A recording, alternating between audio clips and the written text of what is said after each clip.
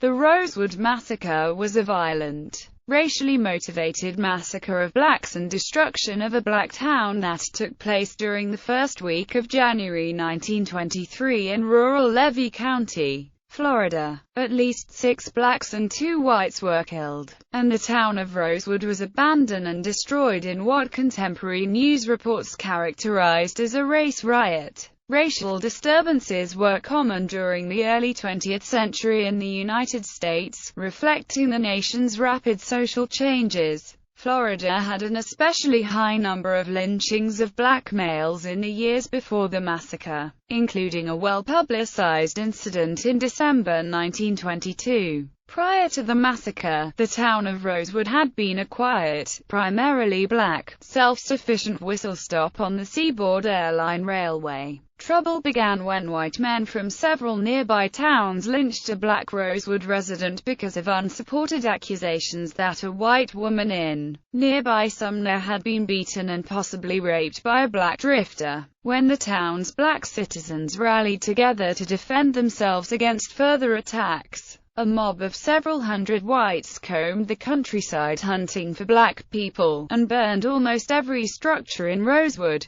Survivors from the town hid for several days in nearby swamps until they were evacuated by train and car to larger towns. Although state and local authorities were aware of the violence, no arrests were made for what happened in Rosewood. The town was abandoned by its former black residents. None ever moved back. Although the rioting was widely reported around the United States at the time, few official records documented the event. Survivors, the descendants, and the perpetrators remained silent about Rosewood for decades. 60 years after the rioting, the story of Rosewood was revived in major media when several journalists covered it in the early 1980s. Survivors and their descendants organized to sue the state for having failed to protect Rosewood's black community. In 1993, the Florida legislature commissioned a report on the massacre. As a result of the findings, Florida became the first U.S. state to compensate survivors and their descendants for damages incurred because of racial violence. The incident was the subject of a 1997 feature film directed by John Singleton. In 2004, the state designated the site of Rosewood as a Florida Heritage Landmark. Officially, the recorded death toll of the first week of January 1923 was 6 blacks and 2 whites. Historians disagree about this number. Some survivor stories claim there may have been up to 27 black residents killed,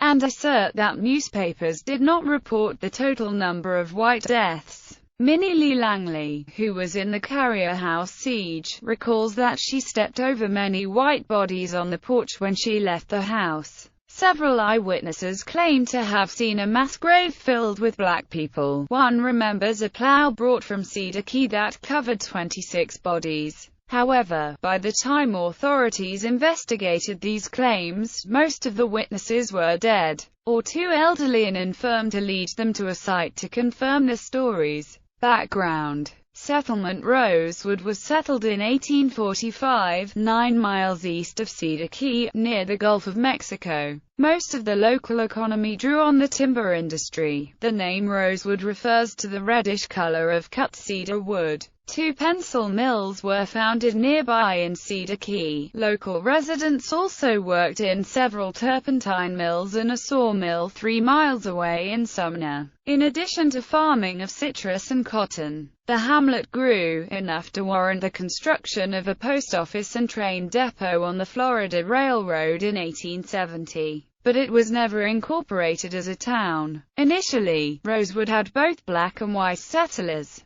When most of the cedar trees in the area had been cut by 1890, the pencil mills closed, and many white residents moved to Sumner. By 1900, the population in Rosewood had become predominantly black. The village of Sumner was predominantly white, and relations between the two communities were relatively amicable. Two black families in Rosewood named Goins and Carrier were the most powerful. The Goins family brought the turpentine industry to the area, and in the years preceding the attacks were the second largest landowners in Levy County. To avoid lawsuits from white competitors, the Goins brothers moved to Gainesville, and the population of Rosewood decreased slightly. The Carriers were also a large family, primarily working at logging in the region. By the 1920s, almost everyone in the close-knit community was distantly related to each other. The population of Rosewood peaked in 1915 at 355 people. Florida had effectively disenfranchised blacks since the start of the 20th century by higher requirements for voter registration. Both Sumner and Rosewood were part of a single voting precinct counted by the U.S. Census. In 1920, the combined population of both towns was 344 blacks and 294 whites. As was common in the late 19th century South, Florida had imposed legal racial segregation under Jim Crow laws requiring separate black and white public facilities and transportation. Blacks and whites created their own community centers. By 1920, the residents of Rosewood were mostly self-sufficient. They had 3 churches, a school, a large Masonic hall, a turpentine mill, a sugarcane mill, a baseball team named the Rosewood Stars, and 2 general stores, one of which was white-owned. The village had about a dozen 2-story wooden plank homes, other small 2-room houses, and several small unoccupied plank farm and storage structures. Some families owned pianos, organs, and other symbols of middle-class prosperity. Survivors of Rosewood remember it as a happy place. In 1995, survivor Roby Morton recalled at age 79 that when she was a child that Rosewood was a town where everyone's house was painted. There were roses everywhere you walked. Lovely. Racial tensions in Florida. Racial violence at the time was common throughout the nation, manifested as individual incidents of extra-legal actions, or attacks on entire communities. Lynchings reached a peak around the start of the 20th century as southern states were disenfranchising blacks and imposing white supremacy. Whites used it as a means of social control throughout the South.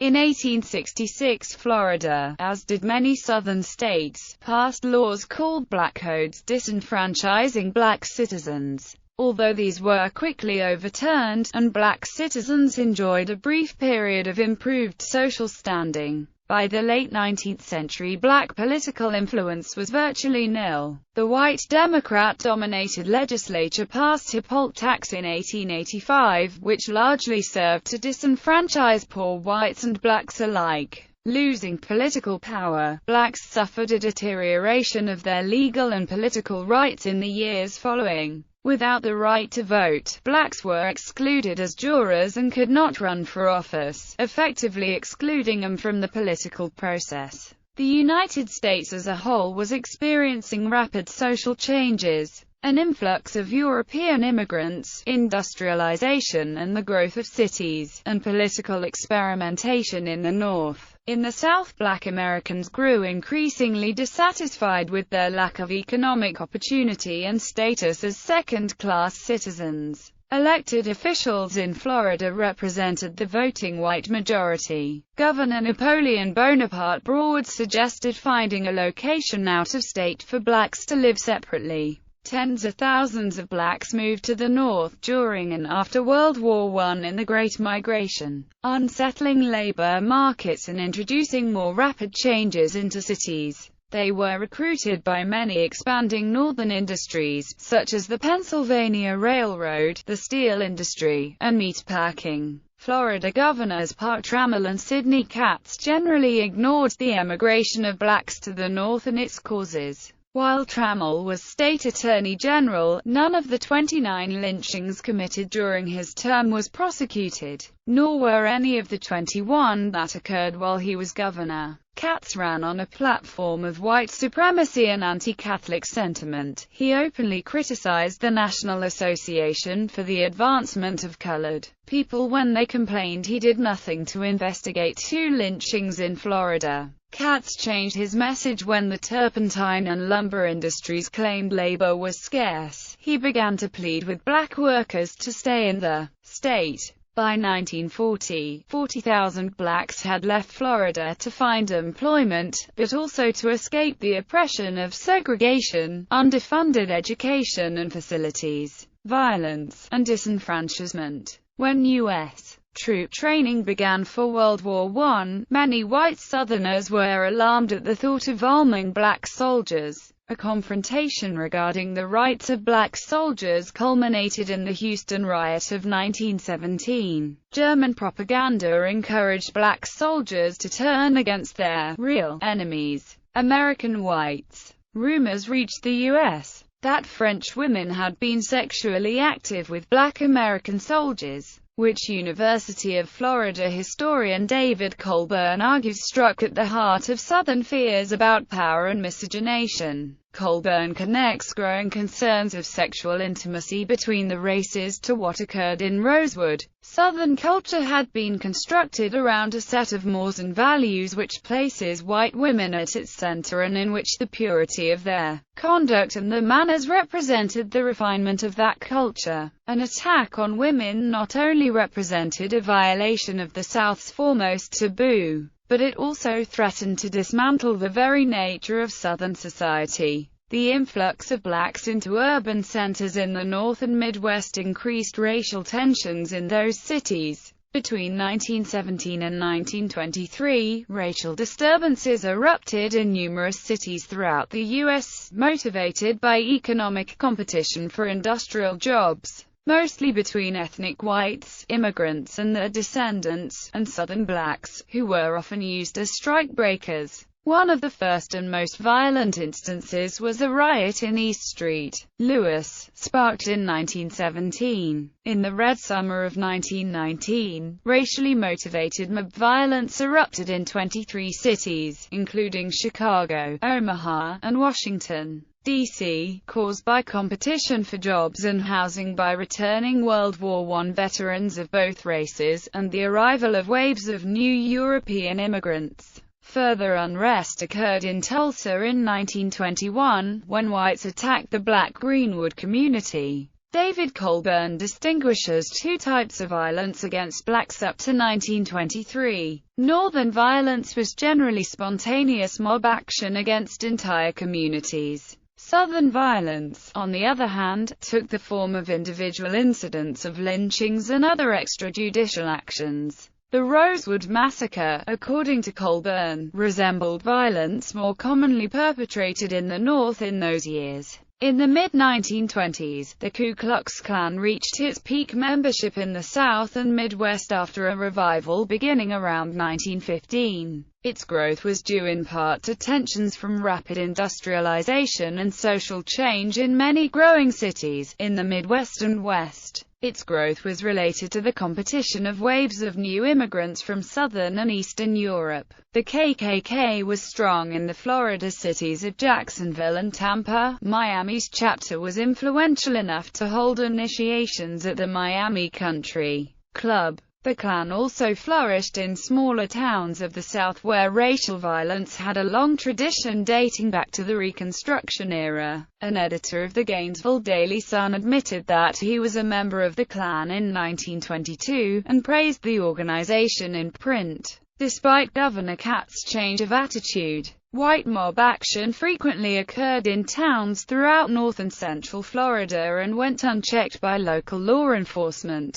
Extrajudicial violence against blacks was so common that it seldom was covered by newspapers. In 1920, whites removed 4 black men from jail, who were suspects accused of raping a white woman in McClenney, and lynched them. In Ocoee the same year, 2 black citizens armed themselves to go to the polls during an election. A confrontation ensued and 2 white election officials were shot, after which a white mob destroyed Ocoee's black community, causing as many as 30 deaths, and destroying 25 homes, 2 churches, and a Masonic lodge. Just weeks before the Rosewood massacre, the Perry race riot occurred on 15 December 1922, in which whites burned Charles Wright at the stake and attacked the black community of Perry, Florida after a white schoolteacher was murdered. On the day following Wright's lynching, whites shot and hanged 2 more black men in Perry. Next they burned the town's black school, Masonic lodge, church, amusement hall, and several families' homes.